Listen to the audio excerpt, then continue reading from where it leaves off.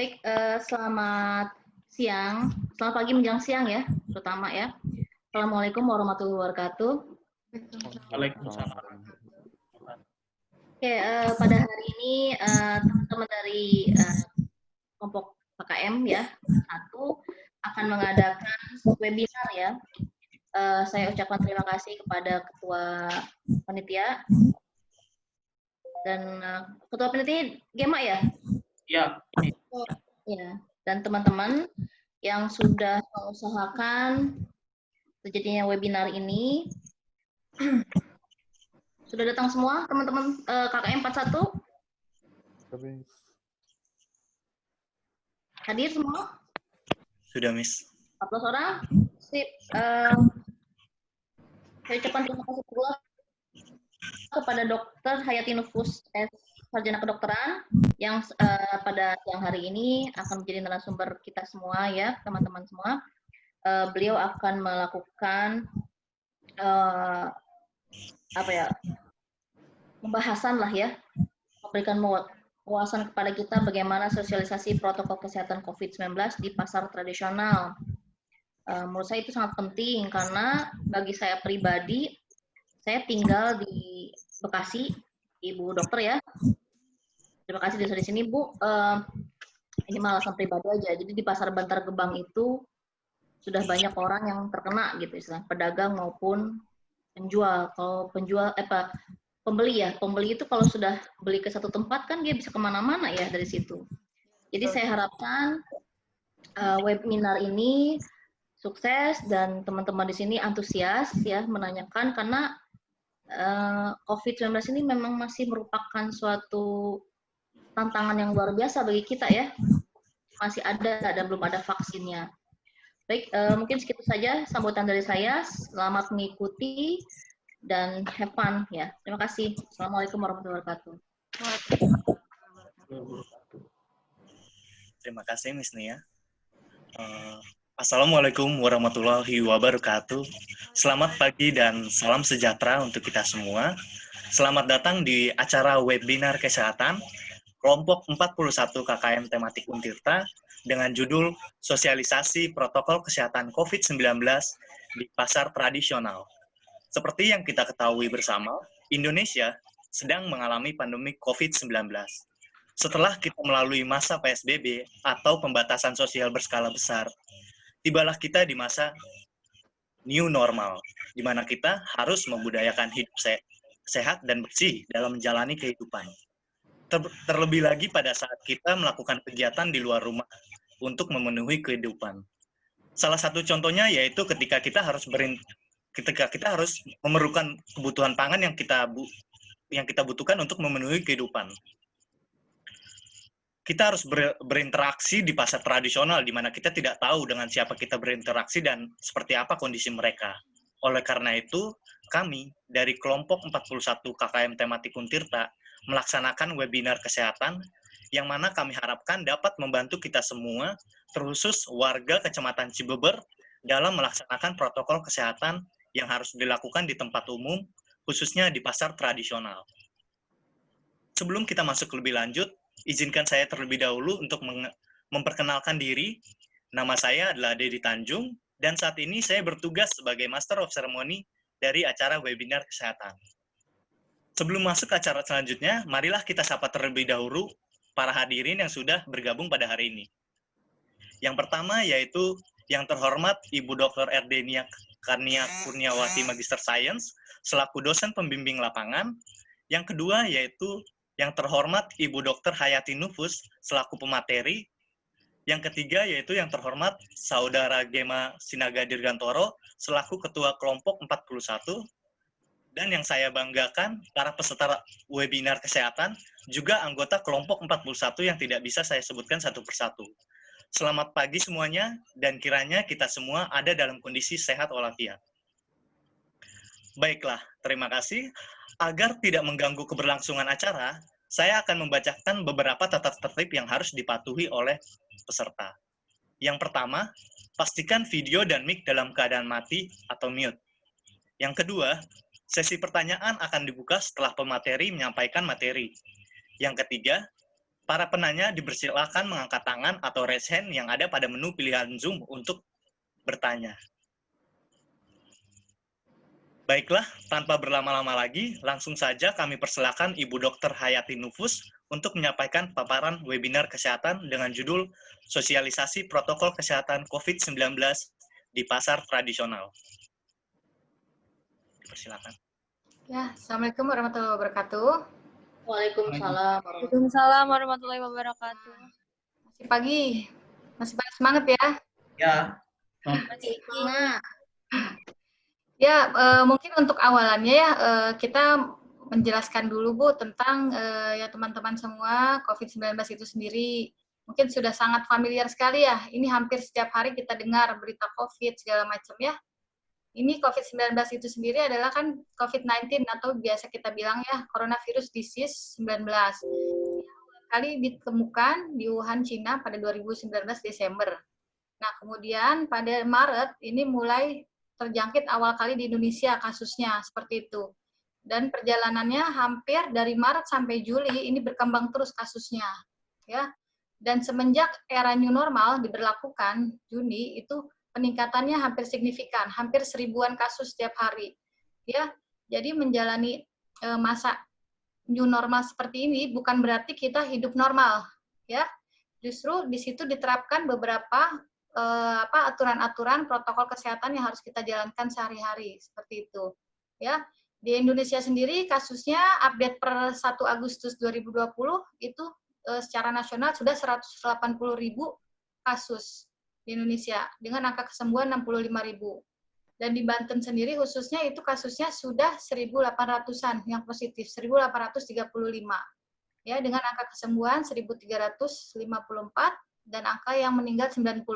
Ini cukup tinggi sekali, ya. Ini pun juga yang semenjak era new normal, ini di era perkantoran juga itu sangat tinggi sekali penyebarannya. Kemarin juga kan beritanya sudah banyak ya, hampir di 52 kementerian dan perusahaan lainnya sudah banyak yang terkena. Dan begitu juga ini area pasar tradisional. Ini juga kan memang area berkerumunnya orang-orang ya, gitu kan. Ini juga angka penularannya cukup signifikan, ya. Yang pasar-pasar di Jakarta pun kan banyak yang tutup, karena memang penyebaran paling banyak juga dari area pasar, apalagi pasar tradisional seperti itu, ya. Dan dengan kita dibukanya semua mal-mal yang tempat rekreasi dan area pasar, ini paling tidak memungkinkan masih banyaknya peningkatan selanjutnya yang harus kita waspadai, ya. Yang penting kita untuk awalannya kita harus tahu dari dulu nih, dari mana nih penyebarannya gitu, ya. Itu kuncinya, dia penyebarannya bisa dari percikan ludah, ya. Nanti dari cara penularannya kita bisa memikirkan bagaimana cara penanganannya. Ya, pertama dari percikan ludah, mungkin teman-teman semua sudah tahu. Ya, jadi saat kita mengobrol, batuk atau bersin, itu virus bisa terbawa lewat percikan ludah. Makanya itu fungsinya kenapa kita harus pakai masker seperti itu. Ya, dan juga harus menjaga jarak. Itu kuncinya, ya. Terus juga yang kedua, bisa dari kontak fisik, ya. Saat kita bersalaman, bersentuhan dengan orang lain dan ternyata tangannya itu kotor pembawa virus dan kita mengusap area wajah kita, ya. Seperti mata, hidung, mulut, ya. Lewat situ penularannya bisa. Makanya itu harus diwaspadai, ya. Terus juga kita yang ketiga menyentuh permukaan atau benda yang terpapar virus corona. Nah itu tadi, karena dari tangan yang kotor, kita ngelap muka, virus bisa masuk lewat area tadi, mata, hidung, mulut, itu harus hati-hati. Makanya itu kita kenapa pentingnya, paling tidak prinsipnya 3M, ya. Memakai masker, mencuci tangan dengan sabun, dengan menggunakan air mengalir. Yang ketiga menjaga jarak dan menghindari kerumunan. Itu kunci dari semua protokol kesehatan, intinya ke situ. Ya, ini juga mulai kita melakukan, misalkan mau nggak mau kan kita memang kebutuhan sehari-hari ya Bu ya teman-teman semua ya, untuk ke area pasar, untuk kebutuhan pangan seperti itu. Ya, jadi memang harus banyak perlu yang diperhatikan. Jadi sekarang alat perang kemana-mana kita setiap pergi, mau itu ke area pasar atau ke perkantoran, itu wajib membawa masker seperti itu. Ya, harus memakai masker, membawa hand sanitizer, kalau perlu membawa desinfektan seperti itu. Bila memungkinkan memakai face shield, ya, yang helm menutup area wajah, terus juga kita membawa tisu basah atau tisu kering seperti itu. Ya, kalau perlu memungkinkan lagi kita pakai sarung tangan, ya. Karena ini tangan ini segala macam nih kita bersentuhan dengan tangan. Di tangan pun ini banyak kelenjar lemaknya yang bisa berikatan dengan segala macam virus, kuman segala macam. Nah, makanya kenapa kita pentingnya mencuci tangan dengan sabun? Karena sabun kan mengandung antiseptik. Ya, jadi sebelum beraktivitas atau setelah aktivitas itu harus selalu mencuci tangan. Kuncinya di situ.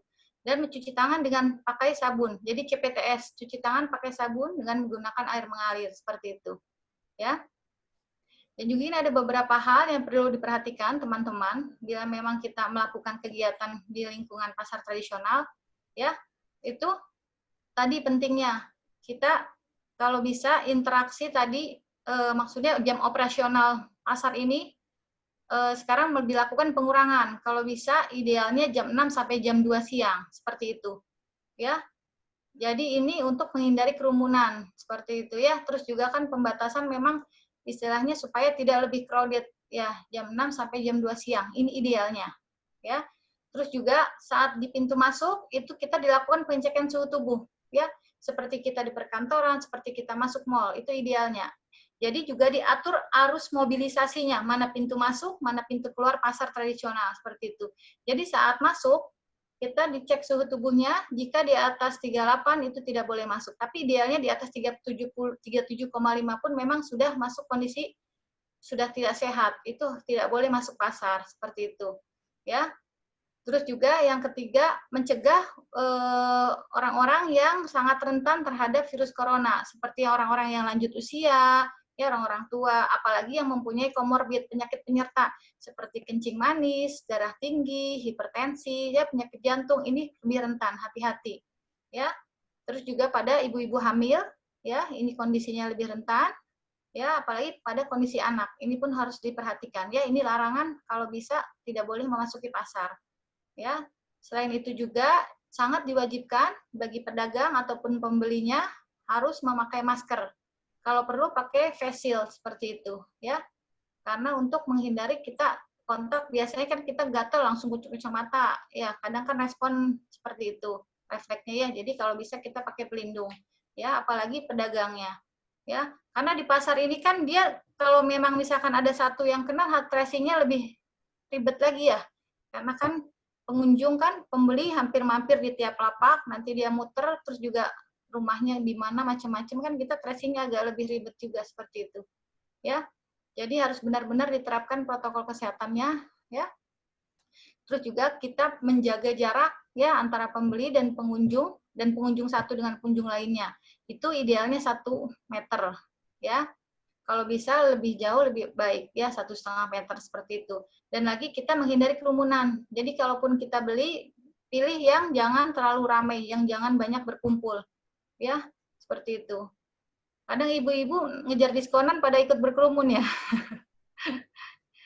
Ya, terus juga yang penting ya, yaitu tadi terus juga kita harus mematuhi alur mobilitas tadi ya sesuai rambu yang telah ditetapkan. Jadi mana pintu masuk, terus juga mana pintu keluar itu perlu dibuat seperti itu alurnya. Terus juga ada maksudnya untuk jaga jarak, misalkan antar pembeli satu dengan pembeli lainnya gitu, atau saat pembayaran juga kita beri jarak ya seperti itu. Terus juga tadi jangan lupa kita pakai bawa hand sanitizer ya. Itu kita pakai hand sanitizer bila mana kita saat bepergian. Kuncinya seperti itu. Atau bila kita saat jauh dari air ya. Tapi yang lebih utama memang cuci tangan dengan pakai sabun tadi, ya. Jadi lebih baik juga kita saat bepergian, kalau bisa memang bawa sabun, gitu. Kalau memang nanti menemukan air, ya kita cuci tangan, seperti itu. Itu lebih baik, ya. Nah, terus juga tadi idealnya, pedagang tidak boleh memajang barang dagangannya di area koridor, seperti itu, ya. Jadi dia harus di area tertutup atau ditutupi, ya. Karena memungkinkan tadi, takutnya terpapar virus, kita menyentuh itu, secara tidak sengaja, ya, nanti kita misalkan batuk atau bersin bisa kena juga saat kita ngucek mata bisa, ya itu harus hati-hati, ya. Terus juga kita harus di situ ada namanya kita bikin satuan petugas namanya Satgas ya. Jadi Satgas memang yang penanganan COVID di pasar. Jadi bila mana ditemukan pasien dengan gejala-gejala seperti COVID-19 ya yang sudah pasti bapak-bapak ibu-ibu semua ketahui seperti batuk, ya demam tinggi, seperti itu sakit tenggorokan, yang justru lebih parah adalah sesak nafas, ya, atau kelemahan atau kelemasan seperti itu, mengalami lemas ya, itu harus dilaporkan. Ya, jika pedagang atau pembeli ada yang mengalami gejala seperti itu harus dilaporkan kepada pihak terkait yang memang sudah ada di pasar itu dibentuk satgas seperti itu, ya. Terus kalau memang memungkinkan juga dilakukan kios itu pembukaannya ganjil genap sesuai nomor urutan kiosnya Bu gitu ya, Bapak-bapak Ibu semua gitu. Jadi ini diutamakan memang bagi toko yang menjual yang non pangan seperti itu. Kalau pangan kan mau nggak mau kita kebutuhan sehari-hari ya seperti itu boleh tiap hari buka. Tapi yang bagi yang kebutuhan non pangan kalau bisa ini diberlakukan bukanya sesuai tadi kios ganjil genap seperti itu lebih baik ya. Terus juga sekarang starter kit-nya kalau untuk COVID-19 ini harus selalu dibawa kemana-mana sama teman-teman semua ya. Mulai dari maskernya kita bawa itu wajib. Sekarang mau kemanapun pergi itu harus memakai masker seperti itu ya. Terus juga sekarang juga sudah banyak tuh alat-alat yang untuk kita misalkan membuka membuka pintu atau mengambil menekan tombol tiket saat masuk itu kan ada tuh ya, atau misalkan tidak ada kita bawa misalkan kayak penjepit kayak gitu boleh ya. Sekarang juga sudah banyak di pasaran ya seperti itu, atau lebih baik ya memang pakai sarung tangan seperti itu ya. Terus tadi kita membawa helm pribadi kalau memang mau naik kendaraan ya itu, atau kita pakai face shield tadi ya. Terus juga sekarang kalau kita kemanapun bepergian entah itu ke pasar atau kemana ke kuliahan harus membawa alat minum sendiri, alat makan sendiri ya, karena penularan tadi kan takutnya kita suap-suapan, maksudnya pakai alat bareng tadi temennya ada yang terpapar nanti kita bisa kena ya. Terus juga tadi kita bawa tisu basah, tisu kering itu jangan lupa ya. Paling tidak itu kan tisu basah untuk pengganti tadi hand sanitizer bisa ya, atau kita membawa alat ibadah sendiri ya, bawa mukena sendiri, bawa sejadah sendiri ya. Kalau memang kita mentok misalkan saat bepergian kebentur waktu sholat kita tidak bawa alat sejadah, sholatnya pakai masker ya untuk melindungi kita dari lantai itu gitu ya. Saat kita sujud takutnya tadi kena paparan virus ya. Terus juga kita membawa masker cadangan seperti itu ya. Kalau untuk kantong plastik kita sediakan kalau untuk keadaan darurat misalkan, atau tadi untuk mengganti masker cadangan kita buang sementara di situ, untuk membuang tisu kering, tisu basah yang tadi kita sudah pakai itu ya. Kalau memungkinkan bawa desinfektan. Jadi saat kita keluar rumah, saat kita bepergian dan saat kita datang itu semua ada protokol kesehatan tersendiri ya. Saat kita bepergian ya tadi kita siapkan semua APD-nya, alat pelindung dirinya ya. Mulai dari kalau bisa kita pakai, kalau laki-laki pakai topi gitu ya, kalau perempuan pakai kerudung, terus juga pakai masker, pakai kacamata seperti itu ya. Kalau bisa pakai face shield lebih memungkinkan silahkan ya. Terus juga pakai sarung tangan sebenarnya untuk antisipasi ya, lebih baik kalau mau pakai silahkan ya. Terus juga kita pakai jaket kalau bisa, dan lebih diutamakan memakai kendaraan pribadi ya. Kalau di kendaraan umum itu resikonya lebih besar ya, karena banyak kerumunan. Terus juga kita tidak tahu itu handle pintunya atau bangkunya kan takutnya terpapar virus, kita tidak tahu. Tapi kalau memang memungkinkan, maksudnya mengharuskan kita harus menggunakan umum ya tadi bawa APD-nya, kita semprotin desinfektan gagang pintunya, kursinya, segala macamnya ya. Jadi ya mungkin sekarang agak-agak lebay ya gitu ya. Mau nggak mau kan gitu. Ini kan demi kepentingan kita bersama ya. Jadi semua prinsipnya kita menerapkan pola hidup bersih sehat PHBS ya dalam kehidupan sehari-hari seperti itu ya. Saat kita misalkan tadi sudah berangkat nih dari rumah, sudah kita persiapkan APD-nya. Nanti saat tadi kita bepergian ke pasar tradisional, kita belanja ya, kita jaga jarak dengan pembeli dengan pedagangnya seperti itu ya. Terus juga saat mungkin kan pembayarannya kalau memang lebih bagus elektronik silahkan. Cuma kan kalau untuk pada pasar tradisional tidak memungkinkan seperti itu ya. Paling tidak kita bawa dompet kecil khusus untuk maksudnya uang transaksi saat di pasar ya. Tadi lebih baik kita pakai sarung tangan ya. Atau misalkan saat pembayaran kita berikan jangan langsung kontak fisik dengan pedagangnya. Jadi kita taruh aja di mejanya seperti itu. Nanti untuk kembaliannya pun nanti langsung kita masukin plastik atau dompet tadi, bisa untuk langsung kita masukkan uang ke situ, minta tolong ke pedagangnya. Jadi hindari kontak fisik secara langsung kepada kepada pedagangnya seperti itu. Ya, cukup dipahami. Nanti saat pun kita misalkan ya tadi kan kita juga setelah kita belanja dari pasar semua sudah diterapkan ya, jaga jarak tadi, pakai masker, kita cek suhu tubuh seperti itu. Nah, saat pulang lagi ke rumah itu pun ada aturannya ya. Jadi kita lepas semua yang kita kenakan tadi ya, masker kita buang, terus juga tadi kalau bisa kita cuci tangan dulu, kalau di luar memang di luar rumah ada keran, cuci tangan dengan sabun ya, kalau tidak memungkinkan dengan hand sanitizer boleh, kita semprotin desinfektan dulu ya, sepatunya, bajunya, kerudungnya, segala macam. Setelah itu, kita cuci semua pakaian yang kita kenakan, mulai dari atas sampai bawah. Setelah itu, kita mandi. Ya, karena kita menghindari paparan virus, maksudnya takutnya ada yang nempel saat kita tadi interaksi dengan orang, gitu, atau tidak sengaja kita bersentuhan dengan orang, gitu kan, atau saat di kendaraan umum, ya takutnya ada yang menempel, jadi kita idealnya mandi.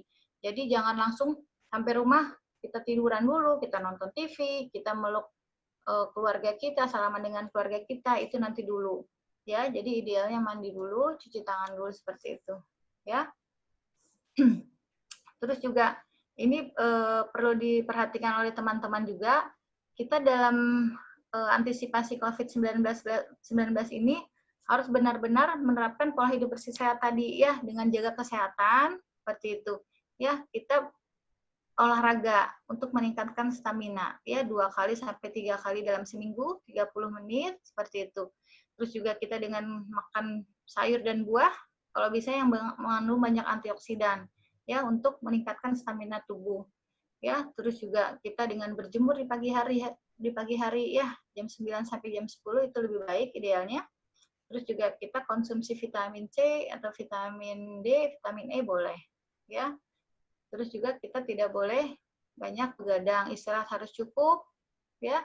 Terus juga ya tadi kita harus meningkatkan diri gitu, banyak ibadah ya.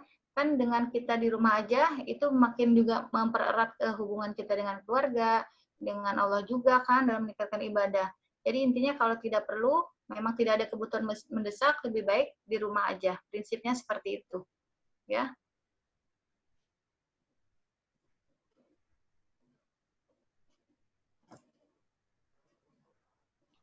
Ibu dokter, mohon maaf PowerPoint-nya nggak kelihatan. Ada itu. Dari ini. Oh iya. Videonya ya? Ya udah ini.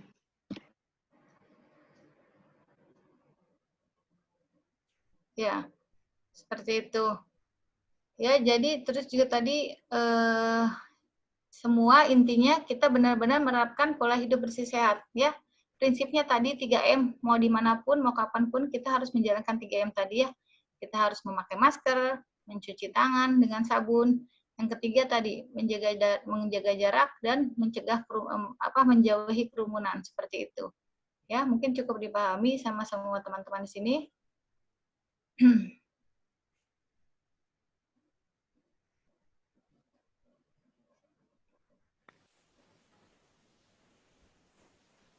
Oke.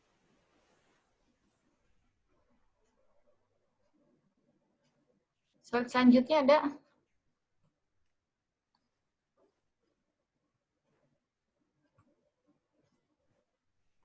Yang mana selanjutnya, Bu? Yang tadi mungkin Mas, yang protokol kesehatan yang di pasar. Oh iya. Nah, ini. Ya, ini mungkin juga sudah sangat, yang ini tadi ya, gejala COVID-19 juga mungkin teman-teman tadi sudah tahu. Ya, gejala dia COVID-19 menyerang paling banyak memang di sistem pernafasan. Jadi keluhannya tadi ya, bisa ada timbul batuk, pilek, sakit tenggorokan, sampai sesak nafas. Ya. Tapi sekarang juga hati-hati, ini juga COVID-19 sudah banyak menyerupai penyakit lain. Ya. Jadi tidak hanya memang gejala mirip saluran pernafasan. Ya. Kita seperti juga sakit demam dengan ternyata menyerang trombosit, DBD, ternyata dicek swab itu positif. Terus juga ada keluhan awalnya kayak tipes ya, demam, lemes gitu, mual, kita cek swab juga ternyata positif. Waktu itu juga pernah ada sakit mata, seperti sakit mata iritasi biasa, kita cek swab juga positif. Ya, ini juga hati-hati, perlu diwaspadai gitu. Ya. Jadi COVID-19 ini masih menjadi ancaman kita ya dalam kehidupan sehari-hari. Makanya dalam kita menjalankan aktivitas sehari-hari, kalau memang benar-benar ini harus benar-benar ditingkatkan ya protokol kesehatannya gitu. Ya, jangan kita abai. Ya, justru kita semua ini menjadi garda terdepan dalam pencegahan penyebaran COVID-19 ya. Teman-teman kita yang di rumah sakit, dokter, perawat itu menjadi garda terdepan dalam perawatannya. Ya, kita di sini semua menjadi garda terdepan nih dalam pencegahan penyebaran COVID ya. Seperti itu. Jadi, saya harap juga kita semua jangan abai gitu dengan protokol kesehatan ini. Harus benar-benar kita terapkan dalam kehidupan sehari-hari. Ya. Ya.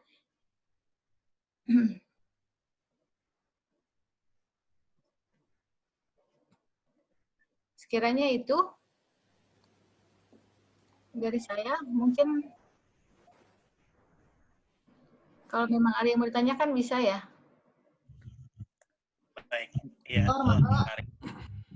Mungkin ada dari teman-teman yang ingin bertanya, dari rekan-rekan sekalian. Akan dibuka sesi pertanyaan. Saya Dok mau nanya. Ya. Izin memperkenalkan diri, nama saya Muhammad Yuda Fikri Gumai. Saya mau bertanya, apakah protokol kesehatan ini sudah diterapkan di pasar-pasar tradisional wilayah Cilegon? Jika belum, bagaimana sih cara masyarakat itu peduli dengan protokol kesehatannya? Terima kasih Dok. Assalamualaikum warahmatullahi wabarakatuh. Di mana sih? Cilegon tadi ya? Ya. Ya, ini sebenarnya kalau memang kita ngelihat di lapangan ya, memang masih banyak sebenarnya yang abai ya dengan COVID-19 ini dan dengan protokol kesehatan ini sendiri gitu. Jadi intinya kita semua ada kewajiban. Kalau memang saat kita di jalan menemukan orang-orang yang tidak pakai masker, kita tegur seperti itu, ya. Jadi kita juga punya andil di situ, ya. Jadi kita boleh menegur, kalau memang perlu kita bagi-bagi masker gratis, ya, untuk semua orang. Terus juga di situ kita boleh menjelaskan, ya. Jadi ini semua menjadi tanggung jawab kita bersama. Jadi kita ini tidak bisa sendirian dalam untuk sosialisasi ke yang mungkin yang lapisan menengah ke bawah ya gitu. Ya, karena mereka di sana anggapnya abai yang mungkin saya nggak bakalan kena gitu. Saya juga nggak kemana-mana, saya begini-begini aja. Ya, menjadi tanggung jawab kita bersama. Ya, kalau perlu juga ini mahasiswa-mahasiswa juga melakukan belusukan ya, semacam belusukan gitu ke daerah-daerah pinggiran gitu ya. Jadi kita sosialisasi seperti itu. Kalau perlu kita tampilkan video-videonya atau yang memang berita update terakhir gitu tentang COVID-19 ini sendiri gitu, supaya mereka tetap ada pikirannya. Gimana? Cukup jelas? Oke, cukup Dok, jelas. Makasih banyak Dok. Ya, baik. Selanjutnya ada pertanyaan juga nih, Bu Dokter, dari Saudara Yanto Martono. Mungkin akan saya bacakan. Selamat siang, perkenalkan saya Yanto, asal Semangraya. Sesuai dengan yang saya baca, yakni peta sebaran dari gugus tugas, pasien positif yang meninggal akibat virus ini didominasi oleh pasien yang mempunyai HTN. Menurut beberapa peneliti, bahwa ACE2 reseptor di alveolus pulmo merupakan entry point atau gerbang COVID-19. Pertanyaan saya adalah, apakah benar bahwa pasien HTN yang menggunakan obat golongan ACE inhibitor dan angiotensin reseptor 2 blocker atau ARB lebih berpotensi untuk rentan terinfeksi COVID-19? Terima kasih. Ini nanya orang FK bukan? Sampai detail gitu. Ya, ini kan waktu itu sempat ramai ya, memang kan juga ada tuh berita juga memang banyak pada penggunaan golongan antihipertensi yang golongan S inhibitor sama ARB meningkatkan resikonya. Ya memang dari ininya mengatakan memang meningkatkan reseptor untuk dia terpapar virus gitu. Ya jadi makanya juga sekarang yang golongan untuk SN inhibitor ARB juga sudah mulai dikurangi, jadi kita ganti dengan golongan yang lain untuk antihipertensinya seperti itu. Ya, waktu itu memang sempat ramai. Ya, jadi untuk sekarang juga sudah dikurangi. Jadi kita misalkan yang pasien hipertensi yang mengkonsumsi golongan seperti captopril atau golongan yang beta blocker itu memang ada resiko untuk meningkatkan si COVID-19 itu berikatan. Ya, jadi juga sudah banyak dikurangi penggunaannya.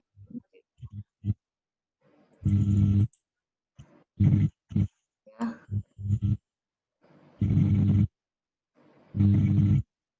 Apakah Gimana Pak Yanto?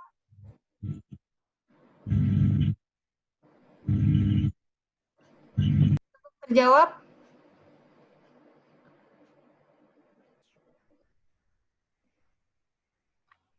Halo? Yanto, Gimana Mas Yanto? gimana? Ini juga ada beberapa memang ya rentan terhadap COVID-19 ya gitu. Memang tadi selain itu dia yang punya penyakit komorbid tadi yang sudah saya jelaskan memang penyakit penyerta ya seperti kencing manis, tinggi gitu ya, juga pada usia yang lanjut karena kan memang daya tahan tubuh juga kan berkurang, usianya rentan. Terus juga pada tadi yang pasien yang memiliki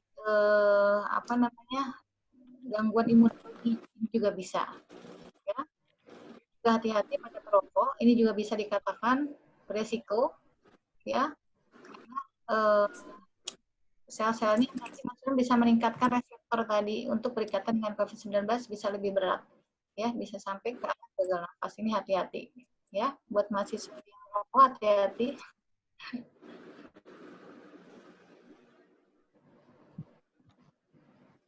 Oke. Jadi moderator. Lanjut. Baik, mungkin ada pertanyaan lagi? Dari teman saya ya ada pertanyaan, mohon izin. Itu dari Fani Primajodi. Ya mic-nya karena nggak bisa jadinya lewat chat.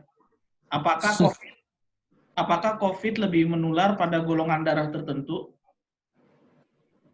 Jadi maksudnya tuh ada misalnya golongan AB lebih rentan gitu daripada golongan B. Itu pertanyaannya. Terima kasih.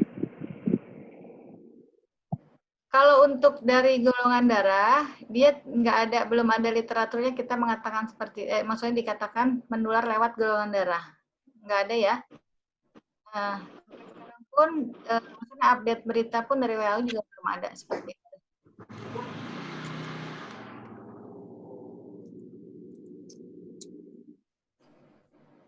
Mungkin itu hoax ya, yang banyak beredar di masyarakat seperti itu. Oke. Mana untuk Fani Primajodi? Sudah?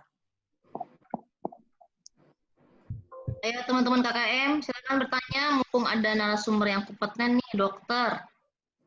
Sudah terjawab, Bu. Terima kasih. Ya. Ayo Dedi, moderator, silakan. Kali ke moderator.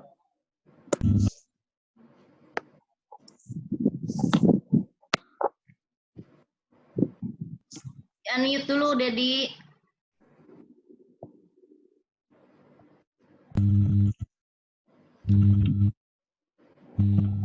Host, tolong ada beberapa mungkin.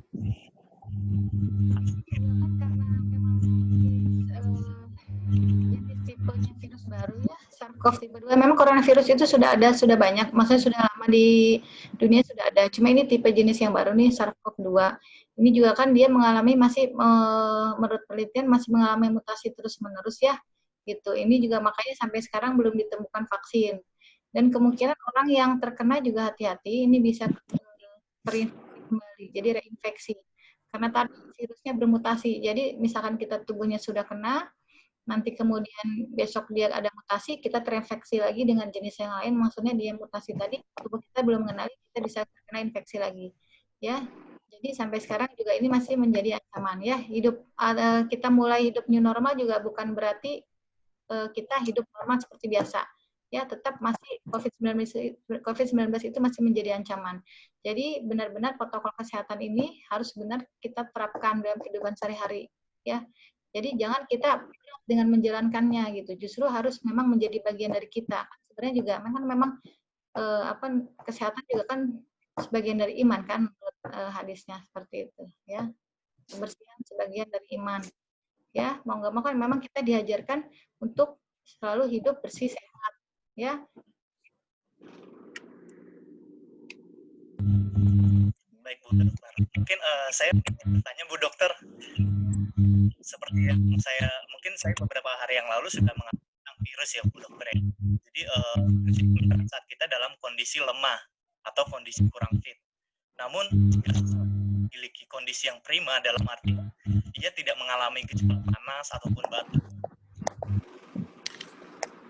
COVID-19, namun ia mengalami kondisi sakit yang cukup pada pernapasan atau pada dadanya. Apakah ia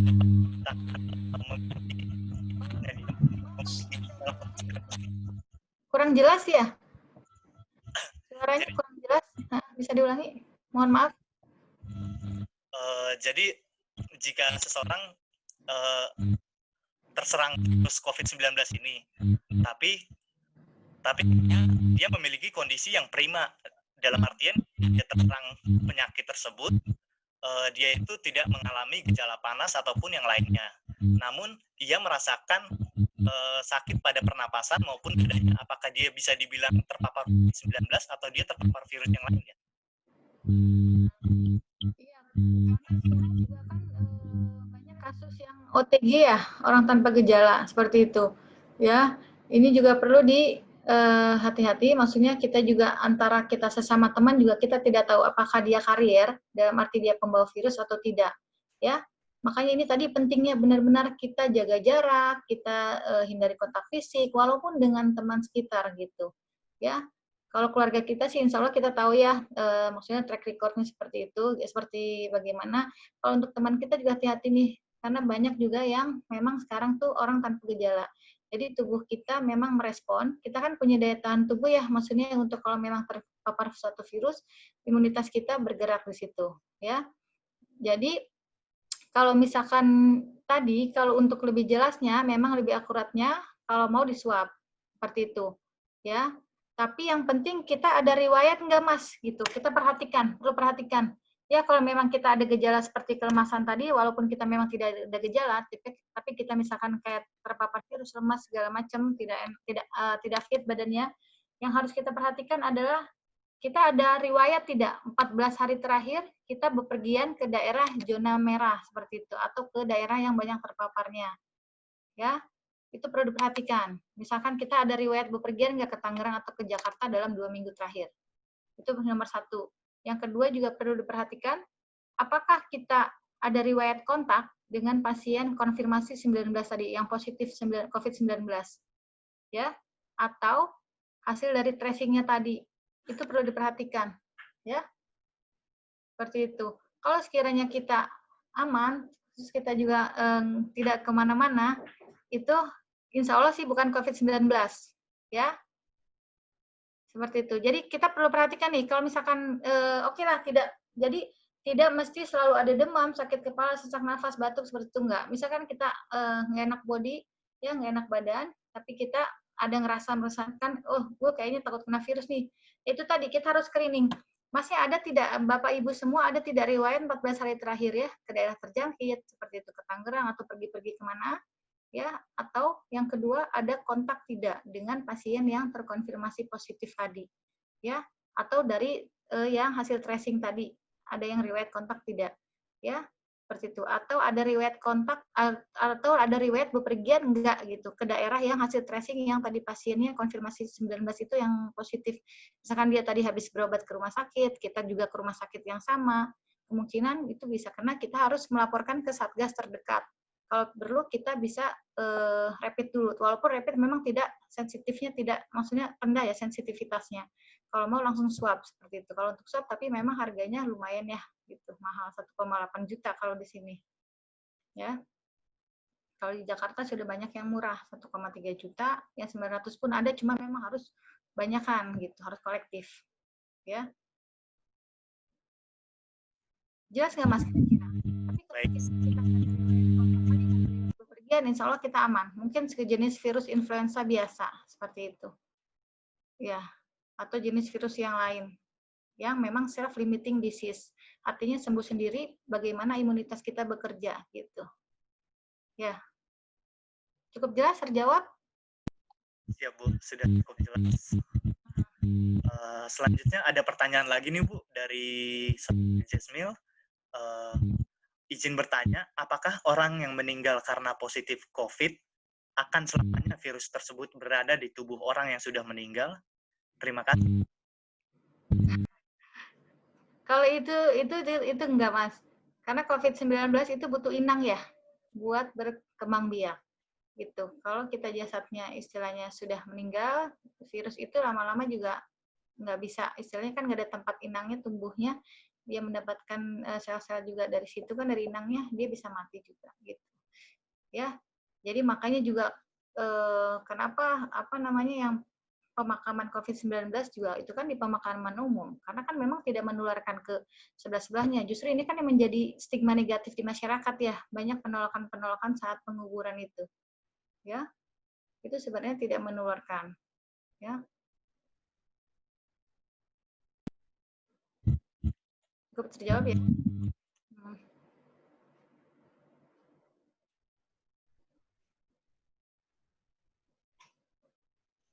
Baik, terima kasih Bu Dokter. Sepertinya cukup terjawab di sini. Selanjutnya, apakah ada yang ingin bertanya kembali? Di sini ada Saudara Hanif. Masyarakat terkait COVID-19 itu bisa ditanyakan langsung ke orang yang berkewenangan, atau memang ada linknya bisa ke yang di BNPB juga bisa tuh, kita akses langsung ke situ. Di situ juga ada pertanyaan-pertanyaan segala macam atau hoax-hoax yang memangnya terkait COVID-19, kita bisa membaca di situ. Ya, di situs BNPB pusat itu sudah ada juga. Ya, nanti kalau memang yang masih banyak, maksudnya yang tanda tanya, silahkan di situ. Sudah terjawab dari BNPB-nya, ya. Ya, saya nitip pesan juga untuk teman-teman semua, bila mana misalkan keluarga kita atau saudara kita atau teman kita, kerabat, ada yang memang terkena COVID-19, ini tidak boleh kita kucilkan, seperti itu. Ya, justru kita harus bantu support moral, ya. Ya tadi, karena balik lagi stigma negatif di masyarakat itu yang COVID-19 itu aib, ya, itu justru salah. Kita harus rangkul dalam arti kita support secara moral. Ya, misalkan pasien itu harus menjalani karantina mandiri di rumah, ya kita support dari segi tadi logistiknya, ya, dengan tetap tidak ada kontak fisik. Jadi misalkan kita taruh di pagernya atau di depan rumahnya, di terasnya, seperti itu. Ya, terus juga kalau perlu ya kita supply segala macam kebutuhannya. Ya, jangan malah kita abai, ya. Justru yang penting sekarang adalah menjaga kesehatan mental, ya.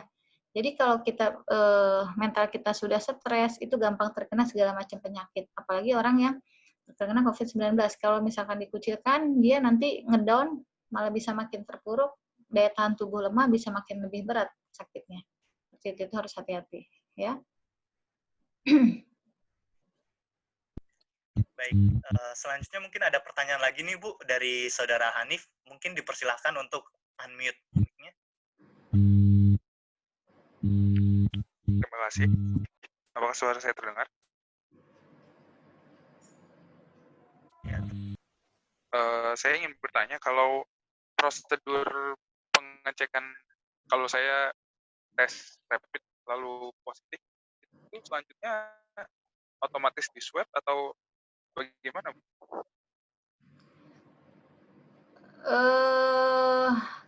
Rapid mandiri apa rapid dari mana? Mau rapid? Kalau mandiri. Maksudnya sendiri ingin mengecek rapid gitu? Iya. Untuk screening? Paling gini prosedurnya, kalau misalkan memang mandiri, kita atas dasar volunteer ya gitu, pengen ngecek rapid, kan di situ ada screeningnya dulu Mas, biasanya ada kuesionernya, ya. Kita ada mengalami gejala seperti yang tadi tidak demam, seperti itu batuk pilek, sakit kepala, sesak nafas, terus juga kita ditanya dari riwayat kontak 14 hari, maksudnya riwayat 14 hari kita ada kemana aja, gitu, ada riwayat kontak dengan siapa aja, gitu, atau dengan pasien yang terkonfirmasi COVID-19, ya. Di situ tracing, maksudnya kita ngisi kuesioner, nanti kita lakukan pemeriksaan. Bila hasilnya negatif, itu juga aman, tapi belum tentu juga dia tidak terpapar. Ya, jadi tadi tergantung screeningnya. Kalau memang salah satunya ada dia riwayat bepergian, ini harus perlu kita perhatikan, dia tetap isolasi mandiri 14 hari. Ya, tapi tadi dari misalkan setelah rapid hasilnya ada salah satu yang reaktif, kita lihat IgM-nya atau IgG-nya seperti itu. Ya, kalau misalkan nanti ada salah satu yang positif, kita balik lagi ke kuesioner tadi, ya.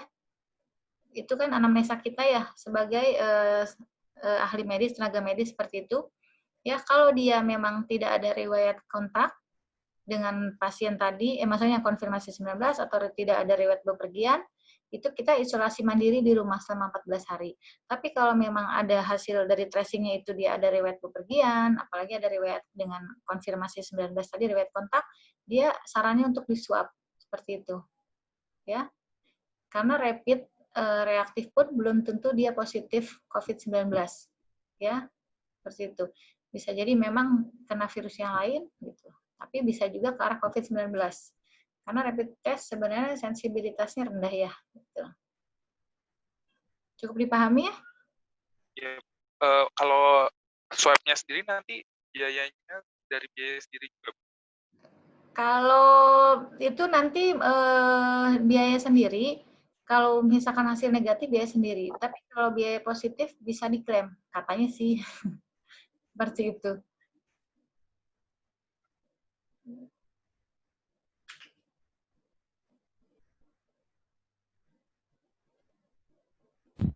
Baik, bagaimana? Saudara Hanif, apakah sudah jelas? Sudah. Terima kasih. Selanjutnya, Bu Dokter, ini masih banyak lagi sih pertanyaan-pertanyaan dari kalian yang masih antusias mengenai COVID-19 ini. Yang salah satunya ini dari Saudari Adinda Salsabila. Di sini yang ingin dia tanyakan, apakah kerusakan paru-paru yang terkena COVID-19 akan tetap rusak apabila sudah sembuh dari COVID-19? Terima kasih. Ya, kalau itu sih sebenarnya tergantung derajat kerusakan. Maksudnya dalam arti derajat keparahannya, sakitnya, seperti itu ya. Biasanya kan tubuh kita juga punya namanya juga regenerasi sel gitu, ya. Itu bisa, kecuali memang dia awalnya punya penyakit penyerta seperti penyakit TBC atau penyakit PPOK ya, penyakit paru obstruktif kronis karena merokok berat seperti itu. Ya, yang tadinya sudah rusak, dia kena COVID-19 bisa lebih buruk lagi gitu, menyerang sel-sel pernapasannya bisa sampai gagal napas, bisa lebih berat seperti itu. Ya, kalau kita tadinya maksudnya riwayat medisnya sehat, insya Allah sih bisa ya tadi. Bisa sembuh kembali, dalam arti yang itu sebenarnya juga banyak yang hoax-hoax seperti itu yang katanya ini gambaran parunya nih gitu ya kan, suka mungkin juga teman-teman sudah sering lihat gitu di Google atau di YouTube gitu kan, itu juga banyak yang hoax ya gitu, yang hasil gambaran parunya tadinya begini setelah COVID jadi begitu gitu ya, jadi tidak sepenuhnya benar ya, itu bisa sembuh kembali ya dengan tanda tadi, dengan kita garis bawahi yang kalau memang dia belum punya penyakit penyerta. Kalau memang sudah punya penyakit penyerta bisa memperberat dan makin memperburuk ya gitu kondisi pernapasannya. Seperti itu. Baik, saya pikir sangat jelas ya. Selanjutnya, Bu Dokter, ada pertanyaan lagi dari Saudara Yanto. Pertanyaannya yaitu, lebih bahaya mana COVID-19 dengan pneumonia akut dengan etiologi fungi. Terima kasih dokter. Ini ya, bukan ya?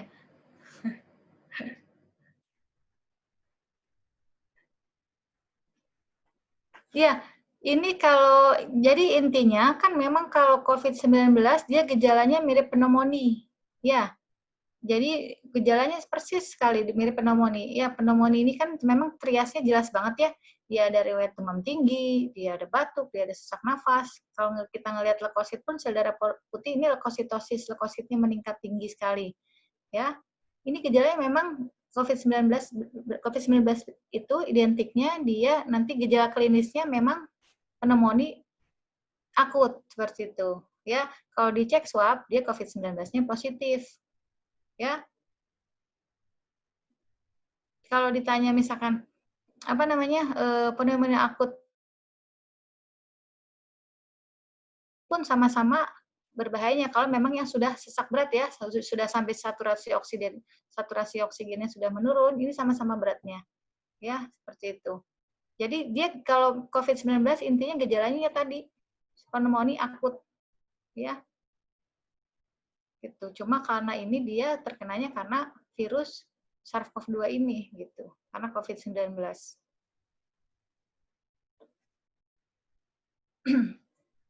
Gimana? Ya. Jadi kalau dia bisa meninggal, kalau penanganan telat bisa lewat, ya. Kalau mungkin dari awal kita tangani dengan cepat, gitu, tepat, itu bisa sembuh. Ya, sama. Pneumonia akut karena bakteri pun sama, karena virus corona juga sama penanganannya. Ya, prognosisnya juga sama. Dalam arti ramalan penyakitnya, ya, tergantung tadi penanganan di awalnya. Kalau kita telat, bisa buruk juga, bisa sampai meninggal, bisa sampai gagal nafas gitu. Ya. Tergantung tadi juga kalau kita punya penyakit penyerta tidak gitu, ya. Seperti tadi misalkan dia penyakit TBC yang memang paru-parunya kan kalau tidak ditangani memang rusak, atau penyakit karena PPOK tadi karena perokok berat juga kan rusak. Dia dikena COVID-19 gitu atau ketambahan kena pneumonia juga lebih berat. Kalau penanganan tidak sempurna ya tadi bisa lewat gitu. Kalau sempurna bisa sembuh, bisa kembali sembuh lagi gitu. Ya. Baik, terima kasih Bu Dokter. Jelas sekali ya. Bagaimana Dr. Rayanto, apakah sudah cukup? Jelas.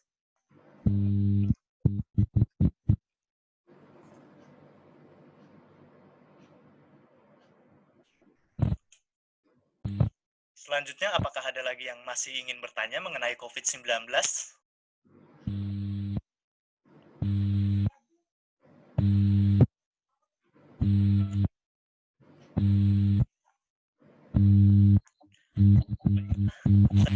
Sudah cukup jelas semuanya untuk rekan-rekan sekalian. Saya berterima kasih kepada Ibu Dr. Hayati Nufus yang telah menyempatkan hadir dan memberikan informasi yang sangat bermanfaat bagi kita semua dalam menghadapi masa new normal ini. Jangan lupa untuk tetap melaksanakan 3M, yaitu memakai masker, mencuci tangan dengan sabun dan air mengalir, dan yang ketiga, menjaga jarak. Jika tidak ada keperluan yang terlalu penting, diharapkan kita tetap di rumah saja. Nah, untuk rekan-rekan sekalian yang ingin melihat berbagai informasi menarik lainnya, jangan lupa untuk follow akun Instagram @kkmtematik41_2020 dan juga subscribe YouTube channel dari KKM Tematik 41. Baiklah rekan-rekan sekalian, seluruh rangkaian diskusi yang sangat menarik sudah kita lewati dan sampai pada akhir acara webinar kesehatan pada siang hari ini. Saya Dewi Tanjung, mohon undur diri. Terima kasih atas perhatiannya. Mohon maaf atas segala kekurangan dan kesalahannya. Selamat siang. Wassalamualaikum warahmatullahi wabarakatuh. Waalaikumsalam warahmatullahi wabarakatuh. Terima kasih Bu Dokter. Terima kasih Bu Dok. Foto dulu ya. Terima kasih Bu. Ya, Mak. Ya. Terima kasih Ibu. Foto. Tolong diaktifkan lagi videonya. Jangan keluar dulu ya. Aktifkan dulu videonya kalau bisa.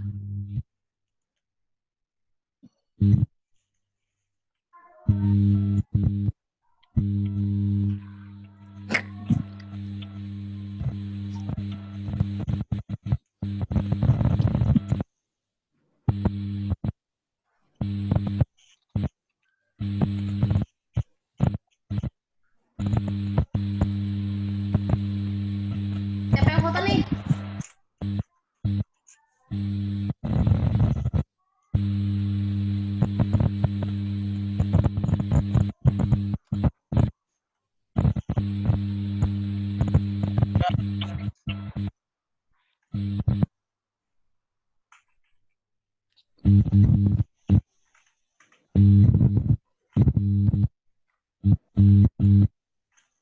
Sudah ya? Terima kasih Bu Dokter. Makasih, Bu. Makasih Bu. Terima kasih. Bu. Sertifikatnya ya, Mak ya. Oh, iya. Oke, Ibu.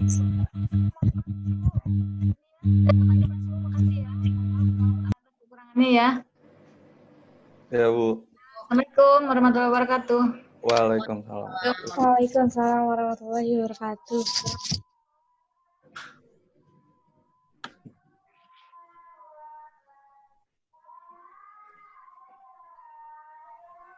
Anak KKM 41 jangan keluar dulu ya. Ya, Bu. Ya, terima kasih teman-teman peserta yang sudah mengikuti alur dari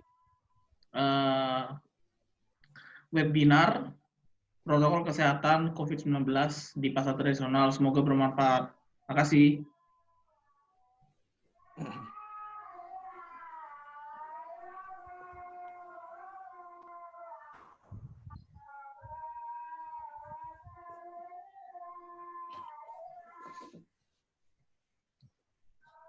Ini teman-teman KKM juga yang ikut ya, peserta ya?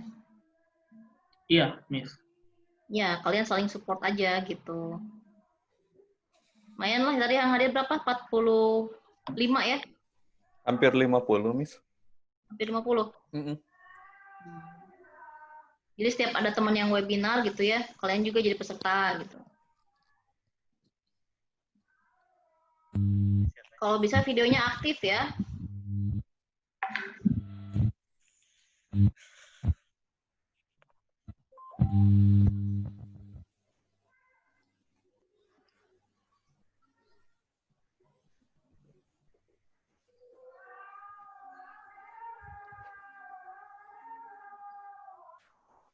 Ini foto-foto buat ini ya, buat laporan nanti ya. Ya, Miss. Ya, sip.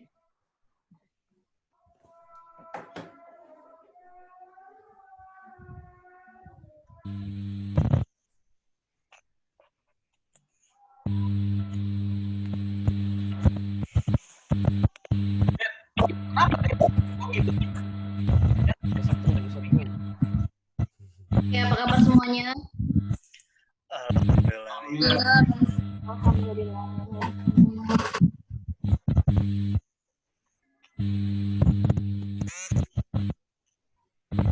Ada di rumah semua nih, nggak keluar kemana-mana.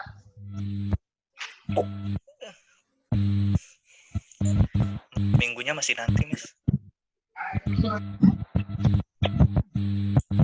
Wah, izin dulu ya. Mules. Mulus. Tadi itu Gema, Salsabia, Disa, Novita, Afif,